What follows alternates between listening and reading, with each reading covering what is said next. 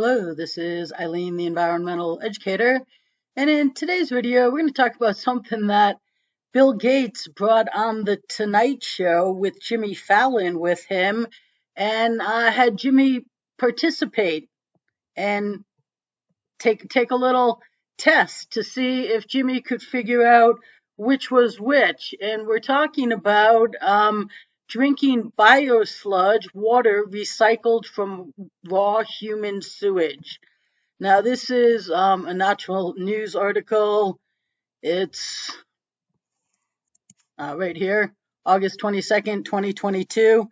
Yeah, so this was out a few days ago, but yeah, I don't know if you saw it, but I don't know, 5, 6, 7 years ago, maybe. I'm not sure, but Bill Gates was out and he's like, "So, Jimmy, guess which is which?" And Bill said, "Oh, we both drank it, I think," is what the end of it is. But with the powers that are, letting the what do they call them? The useless eaters continue to live. They're letting the useless eaters know that here's a headline: don't be squeamish about drinking reused wastewater. A UK official says, "Yeah, just don't be squeamish about it. It's just it's just why haven't we been doing it forever, right?" So, yeah, this is a Washington Post, August 29th, 2022, today. So, and right here, this is a CNBC article, August 19th. What's in your drinking water? If you live in one of these states, it might soon be raw sewage. So that's, just what you want to think about when you put a glass under the tap. Okay, so let's just take a look at this natural news article. So right here it says some states such as Texas, which is affected by the drought, have already legalized a water recycling method known as direct potable reuse, DPR. The process involves sending treated sewage water directly to a drinking water system for distribution to communities. This differs from the indirect potable reuse, where water spends time and a substantial environmental barrier, such as an underground aquifer or in a reservoir. This method is case by case legal in Arizona. Other states are also in the process of formulating regulations to legalize it, including California, Colorado, and Florida. So it continues. According to so-called experts, drinking water that was recently flushed down the toilet bowl, shower drain, or kitchen sink isn't really bad as the water produced by DNR meets federal drinking water quality standards. Well, isn't that just comforting? People need to change their mindset. Yeah, forgetting where your water came from and focusing more on how clean it is when it is in front of you, said Dan McCurry, a civil and environmental engineering professor in California. So yes, you just need to change your mindset. I mean, we just have to keep lowering our standards, and we just have to accept that yes, instead of using water wisely, okay, and stop wasting it so that there is enough water for all of our uses, which is easy to do, and not when you're in a drought maybe, but hey, how about we stop the geoengineering and see if we don't get back to normal? But that's not going to happen unless somebody puts me in charge, or Dane Wigington. Yeah, but so they say Big Springs and Wichita Falls, both in Texas, have already used DPR to boost the city's drinking water supply. Yeah, that's this was their emergency solution to the historic 5-year drought, which pretty much continues. So the city's public information officer, Chris Horgan, said DPR produced 5 million gallons of treated water each day in the city representing a third of the drinking water distributed to taps. The state was that close to delivering water bottles to us in the final year. This is what would have happened without DPR. So, yeah, that's we have to start using water wisely. But he says that the DPR cleans it to a level that meets the standard for irrigation or watering land and crops. The water then gets sent to an advanced purification facility, which the professor stated cleans the water even more. Water is put through a three-step process that ensures it meets or even exceeds state and federal standards for water drinking quality. By this point, the water is clean. Still, it then goes into an environmental buffer, like an underground aquifer, where it can spend months or even years undergoing further filtration. Finally, it goes to a drinking water system for distribution. And this is what is your future. And right here, Gonzalez, who is Jesus Gonzalez, the manager of water recycling at the LA Department of Water and Power, said this is going to be the future of LA's water, the future of the state's water supply.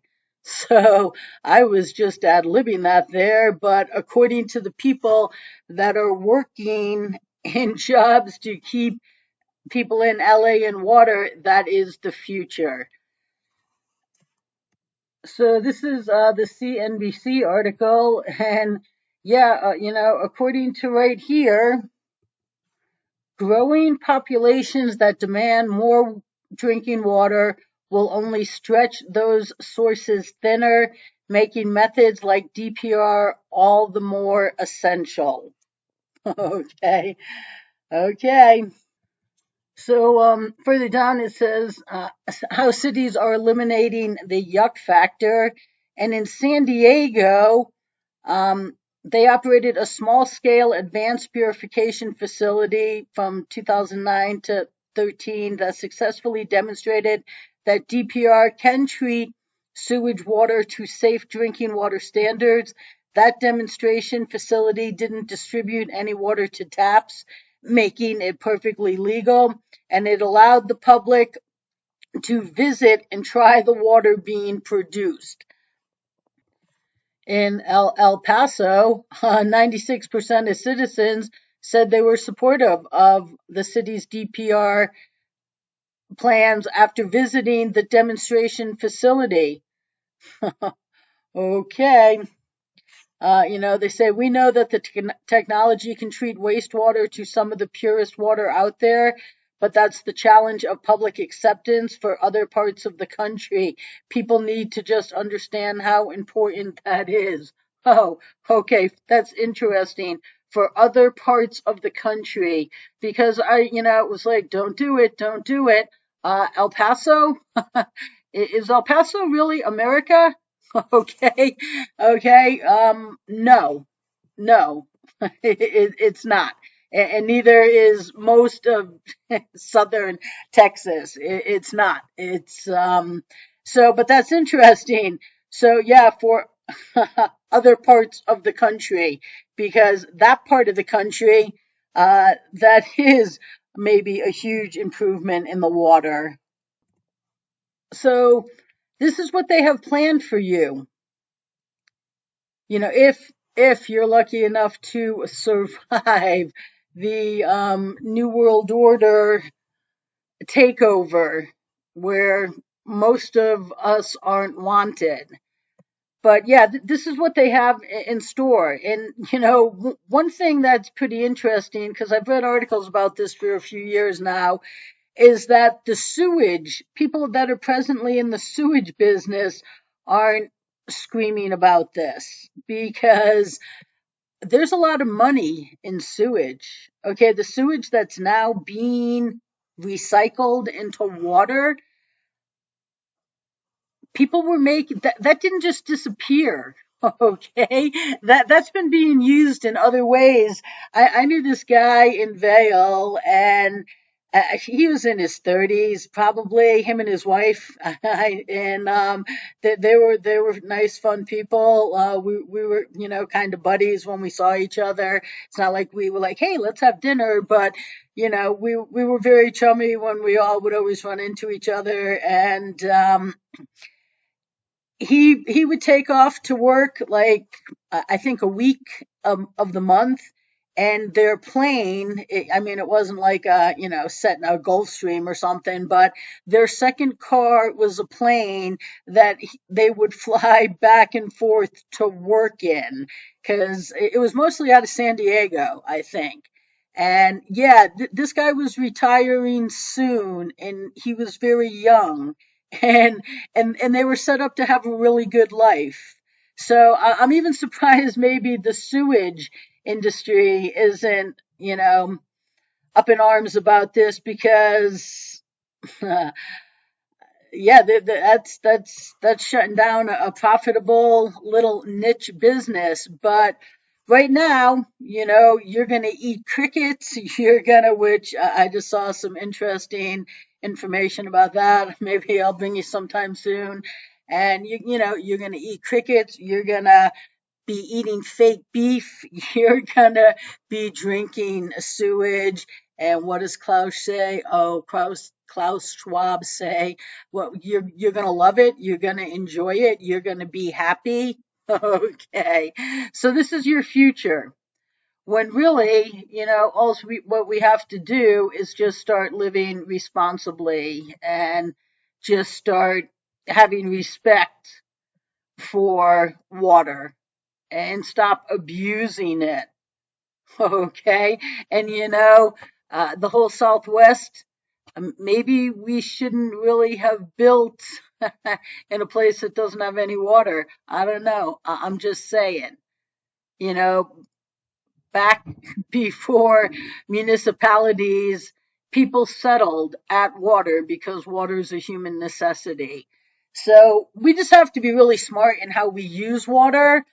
And I'm not sure I'm on board with this. And this is what your future is if you are lucky enough to be some of the few that survive the onslaught that's coming. This is just another way they're going to be treating you so well. So stay tuned, people.